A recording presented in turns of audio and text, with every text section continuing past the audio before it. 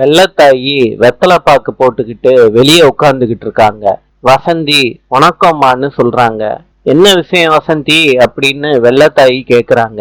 வசந்தி சொல்றாங்க, தமிழை பார்க்கணுமா, டாக்டரு ஸ்கேன் எடுக்கிறதுக்காண்டி வர சொல்லியிருக்காங்க. அதனாலதான்மா ஆஸ்பத்திரிக்கு தமிழை கூட்டிட்டு போலான்னு வந்திருக்கேன். இதை கேட்ட வெள்ளத்தாயி நானும் உங்க கூட வர்றேன்னு சொல்றாங்க. 3 பேரும் சேர்ந்து போறாங்க ஆஸ்பத்திரிக்கு. தமிழுக்கு ஸ்கேனிங் எடுக்கிறாங்க டாக்டர். இந்த வெள்ளத்தாயும் வசந்தியும் பார்த்துக்கிட்டு இருக்காங்க. டாக்டர் சொல்றாங்க, அவ்வளவுதாம்மா ஸ்கேனிங் எடுக்கிறதுன்னு தமிழை பார்த்து சொல்றாங்க. தமிழ் அந்த இடத்த விட்டு போயிடுறாங்க.